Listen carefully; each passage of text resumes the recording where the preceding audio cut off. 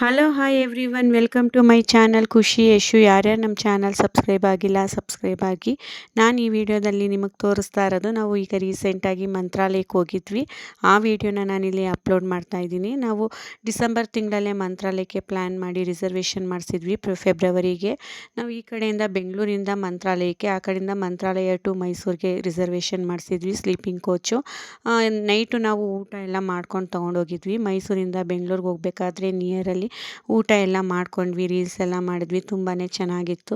ಇನ್ನು ಮಂತ್ರಾಲಯದ ಬಗ್ಗೆ ಹೇಳಬೇಕು ಅಂದರೆ, ನಾವು ಪ್ರತಿಯೊಂದು ಸ್ಥಳಕ್ಕೆ ಹೋದಾಗ ಒಂದೊಂದು ಅನುಭವನ ನಾವು ಪಡ್ಕೋತೀವಿ. ಆದರೆ ಮಂತ್ರಾಲಯಕ್ಕೆ ಹೋದಾಗ ಅಲ್ಲಿ ನೆಲೆಸಿರೋದು ರಾಯರು, ರಾಘವೇಂದ್ರ ಸ್ವಾಮಿಗಳು.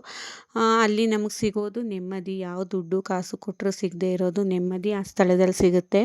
ಅದನ್ನು ಹೋಗಿ ಅನುಭವಿಸಿದ್ರೆ ಮಾತ್ರ ಗೊತ್ತಾಗೋದು. ಅಲ್ಲಿ ರಾಯರು ಕಲ್ಪವೃಕ್ಷ ಮತ್ತು ಕಾಮಧೇನು ರೂಪದಲ್ಲಿ ನೆಲೆಸಿದ್ದಾರೆ. ಪ್ರತಿಯೊಬ್ಬರು ಕಷ್ಟನೂ ಆಲಿಸ್ತಾರೆ. ನಮಗೆ ಯಾವುದೇ ರೀತಿ ನೋವಾಗಲಿ ತೊಂದರೆ ಆಗಲಿ ಆಗದಂತೆ ಸುಖವಾಗಿ ನಮಗೆ ದರ್ಶನ ಕೊಟ್ಟು ಸುಖವಾಗಿ ಮನೇನ ತಲುಪಿಸ್ತಾರೆ. ನಿಜವಾಗ್ಲೂ ಅಲ್ಲಿ ಹೋದಾಗ ಆ ಅನುಭವನ ನೀವು ಪಡ್ಕೋಬೋದು. ಅದನ್ನು ಅನುಭವಿಸಿ ನೀವೇ ಕಾಮೆಂಟ್ ಬಾಕ್ಸಲ್ಲಿ ತಿಳಿಸಿ. ಪ್ರತಿಯೊಬ್ಬರು ಮಂತ್ರಾಲಯಕ್ಕೆ ಹೋಗಿ ನೆಮ್ಮದಿನ ಪಡ್ಕೊಳ್ಳಿ ಅಂತ ಕೇಳ್ಕೊತೀನಿ. ಯಾಕಂದರೆ ನಾವು ಎಷ್ಟೇ ದುಡ್ಡು ಇಟ್ಕೊಂಡ್ರು ಏನೇ ಇಟ್ಟರು ನೆಮ್ಮದಿ ಅನ್ನೋದು ಇರೋದಿಲ್ಲ ನಮ್ಮ ಜೀವನದಲ್ಲಿ. ಆದರೆ ಮಂತ್ರಾಲಯಕ್ಕೆ ಹೋದಾಗ ಅದು ಸಿಗುತ್ತೆ. ಇದು ನನಗಾಗಿರೋ ಅನುಭವ. ನಾವು 30 ಜನ ಇದ್ದಿದ್ದರಿಂದ ನಾವು 2 ಗಾಡಿನ ಬುಕ್ ಮಾಡ್ಕೊಂಡಿದ್ವಿ. ಒಬ್ರಿಗೆ 240 ರೂಪಾಯಿ ಬೀಳುತ್ತೆ. ಅವರು ನಮ್ಮನ್ನ ರೈಲ್ವೆ ಸ್ಟೇಷನಿಂದ ಪಿಕಪ್ ಮಾಡಿ ರೂಮ್ ಹತ್ರ ಬಿಟ್ಟು ಮತ್ತೆ ಸುತ್ತಮುತ್ತ ಪ್ಲೇಸ್ ಎಲ್ಲ ತೋರಿಸಿ ಮತ್ತೆ ರೈಲ್ವೆ ಸ್ಟೇಷನ್ಗೆ ನಮ್ಮನ್ನು ಡ್ರಾಪ್ ಮಾಡ್ತಾರೆ. ಹಾಗೆ ನಾವು ಇಲ್ಲೊಂದು ದೊಡ್ಡ ಹಾಲ್ನ ಬುಕ್ ಮಾಡ್ಕೊಂಡ್ವಿ. ಒಟ್ಟಿಗೆ ಇದ್ವಿ. ತುಂಬಾ ಚೆನ್ನಾಗಿ ಅನ್ನಿಸ್ತು. ಒಟ್ಟಿಗೆ ರೆಡಿ ಎಲ್ಲ ಆಗಿ ನಾವು ದೇವ್ರ ದರ್ಶನಕ್ಕೆ ಹೋದ್ವಿ. ನಾನು ಯಾವಾಗಲೂ ಪ್ರತಿ ಸಲ ಬಂದಾಗ ಮೊದಲು ನಾನು ಹೋಗೋದು ತುಂಗಾ ನದಿ ಕಡೆ. ಅಲ್ಲೋಗಿ ದೀಪ ಎಲ್ಲ ಹಚ್ಚಿಟ್ಟು ಮಂಚಾಲಮ್ಮನ ದರ್ಶನ ಆದಮೇಲೆ ನಾನು ರಾಯರ ದರ್ಶನಕ್ಕೆ ಹೋಗ್ತೀನಿ. ಹಾಗೆ ಈ ಸಲಿನೂ ಕೂಡ ನದಿ ಕಡೆ ಹೋಗಿ ಅಲ್ಲೆಲ್ಲ ದೀಪ ಹಚ್ಚಿಟ್ಟು ಬಂದೆ. ನದಿ ಮಾತ್ರ ತುಂಬಾ ಹಾಳು ಮಾಡಿದ್ದಾರೆ. ಬಟ್ಟೆ ಎಲ್ಲ ಒಗ್ದು ನೀರು ಕೂಡ ಕಡಿಮೆ ಇತ್ತು. ನಾವು ಸುಮಾರು ದೂರ ಹೋಗಿ ದೀಪ ಎಲ್ಲ ಹಚ್ಚಿಟ್ಟು ಪೂಜೆ ಎಲ್ಲ ಮಾಡಿ ಮಂಚಾಲಮ್ಮನ ದರ್ಶನ ಕೂಡ ಮಾಡ್ಕೊಂಡ್ವಿ. ಅಲ್ಲಿಂದ ರಾಯರ ದರ್ಶನಕ್ಕೆ ಹೋದ್ವಿ.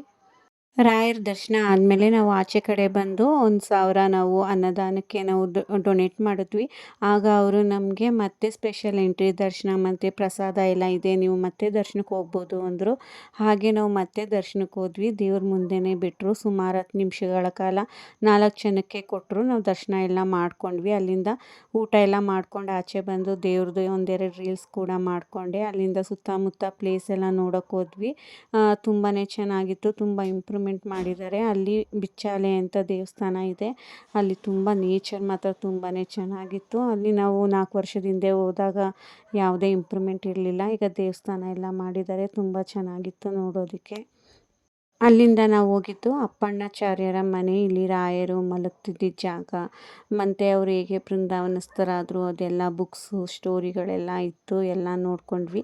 ಮತ್ತು ನಾವು ಹಾಲ್ ಕಡೆ ಬಂದ್ವಿ. ಅಲ್ಲಿ ನಮ್ಮ ರಕ್ಷನ್ ಬರ್ತಡೇ ಕೂಡ ಸೆಲೆಬ್ರೇಟ್ ಮಾಡಿದ್ವಿ.